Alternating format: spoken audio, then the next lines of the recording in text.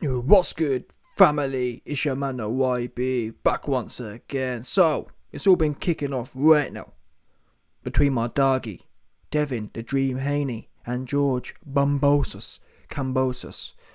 Dev been saying, listen, Mr. Kambosos, I rolled you up and I smoked on you already in your home backyard. If you want me to come back there and give you another shot, you best make sure the coin situation is all the way correct. Here we go then. I took the short end of the stick in the first fight. I took less money for me and my team to go over there and roll you up like a good fresh Cali blunt against all odds and smoke on you. And we came out victorious, smoking our favourite George Kambosos pack, like he did against Teofimo Lopez. You know, at the end of the day, Kambosos got paid well. He did good. If you want us to come back and smoke on you again, you got to do the right thing and get me and my team there again. Basically, he's saying, you best get the cheese ready. There's the wider context. Here we go. Basically, we've just got to see what's next, Haney said of the Kambosos rematch. We just don't know. We're weighing our options. Possibly not. We just got to wait and see what makes the most sense for me and my team. That's what's next. But in October, I will be fighting. But we just don't know who yet. They can come over here. Team Kambosos are more than happy to come over here in the US and get it. Or if we do go over there, it just gotta make sense for us to go back. And you know what I mean by make sense. Obviously, like I said, he want the coin. Now, that article came out, and a day or so later, another one dropped. Haney versus Kambosos rematch set for October 16th at the Rod Laver Arena in Melbourne. Here we go. Multiple sources have confirmed to Boxing Scene that the immediate rematch between Haney and former champ Kambosos will take place October 16th in Melbourne. The second 135-pound championship bout between Haney and Sydney's Kambosos will headline a Foxtel main event pay-per-view in Kambosos' home country. ESPN will televise the fight. Now, I ain't going to go into no more of that, but the bottom line is, there's two ways we can look at this, and I'm someone who believes in contractual precedents. Yeah, if you sign a contract, just go through with it, man. I'm not into these guys these days who sign something and then want to get wild with it. Yeah, if you've got a problem, have a problem. No one making you make these fights. And again, I guess from Devin Haney's point of view, he's thinking, well, I wanted to make the fight for Undisputed. I had no other choice. I was cuckolded, which he was. Facts. Don't forget, people. A year ago, or 6 months ago, however long ago it was, Devin Haney was like fourth in line. Kambosos was trying to fight, who was it? Tank. He was trying to fight Lomachenko. And Dev Haney was there like a sideman. Don't get me wrong. He was an avid sideman. He was a thirsty sideman. Begging for the squabbles. He literally had to cuck himself. He had to do something that other fighters weren't prepared to do. Bottom line. He was prepared to go over there like a clown. Dad can't come in. Low pay. And whatever else. That's one thing, fair enough, If Devin Haney had got smoked, no one would be saying anything, would they? The difference is, Haney went there against all the odds and boxed George Kambosos' ears off. Now, I ain't gonna lie to you. Was it the most entertaining performance? No, but that's not Devin Haney's job, in all fairness. Don't forget, people, it was George Kambosos, he was the guy who told us he's going to war in front of his own people. Didn't he? He said, there's no way, I ain't going to go out sad. He said, everyone buy the pay-per-view because there's no way I'm going to go out all the way sad in my home turf. Guess what? He went out super duper sad. And then after the fight, talking about, well, I wasn't really in a war. Yeah, you wasn't. Because you didn't want to make it a war. You didn't want to do the things that needed to be done. I.e., mosh your bash forward. We can go back. There's many examples in history, yeah, of champions fixing to mosh a bash. I think as men, we've just lost that quality, bottom line. We just haven't got that moshing quality anymore.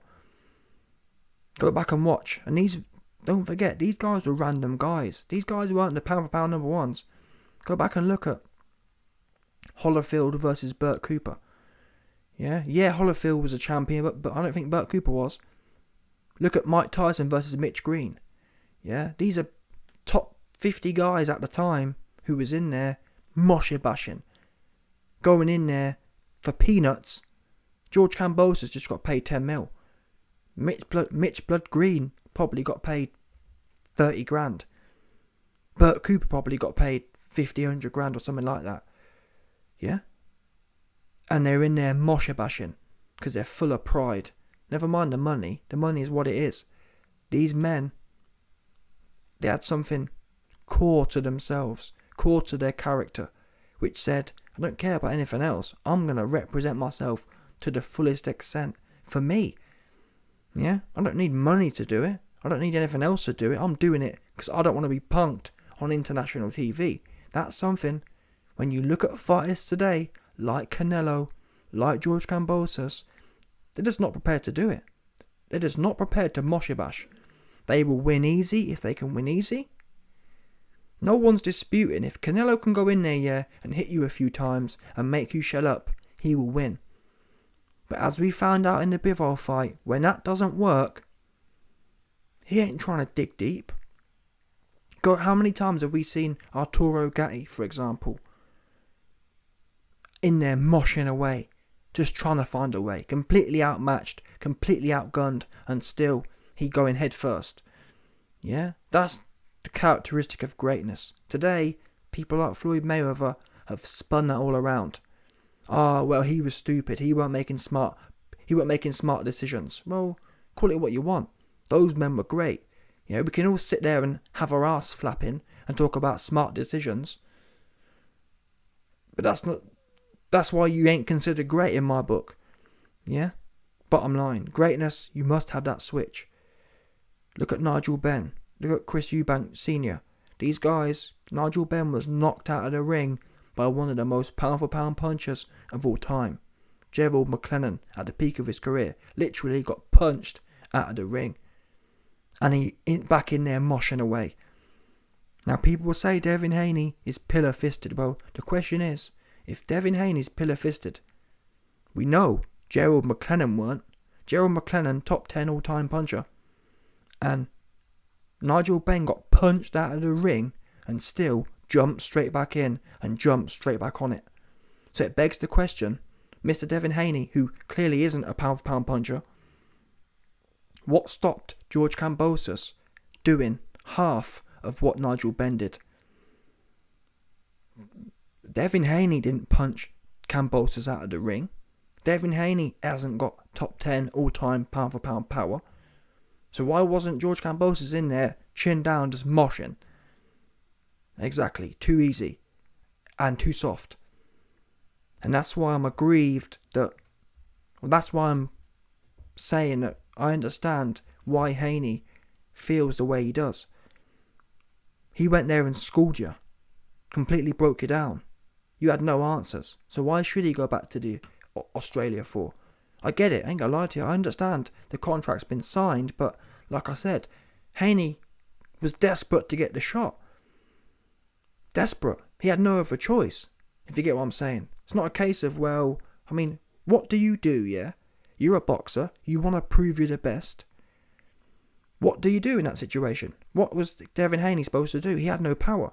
He couldn't say, yeah, well, once I beat you, I want to do it in the US. But I feel, based on the circumstances, he's earned that right now. He whooped Kambosos' ass. F the contract in that regard. Kambosos didn't do anything he talked about doing. Yeah.